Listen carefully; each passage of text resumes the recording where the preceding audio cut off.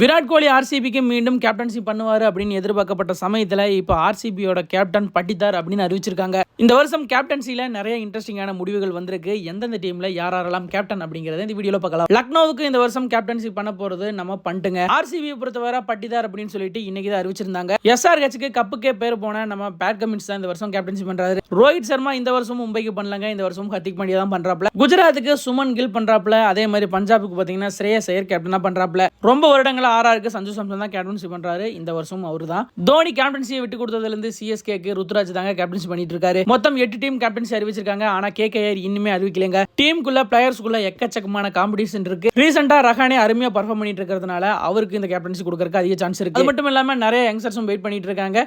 டெல்லியும் பாத்தீங்கன்னா இன்னைக்கு கேப்டன்சி அறிவிக்கலங்க. ராகுலுக்கு அதிக சான்ஸ் இருக்கு அப்படின்னு சொல்லப்படுது. டெல்லி கேகேஆர்ல யார கேப்டனா போட்டா நல்லா இருக்கும், இந்த வருஷம் யாரோட கேப்டன்சி பாக்குறதுக்கு நீங்க அவளை வெயிட் பண்ணிட்டு இருக்கீங்க அப்படின்னு சொல்லிட்டு கமெண்ட் பாக்ஸ்ல மறக்காம கூட ஷேர் பண்ணிக்கோங்க.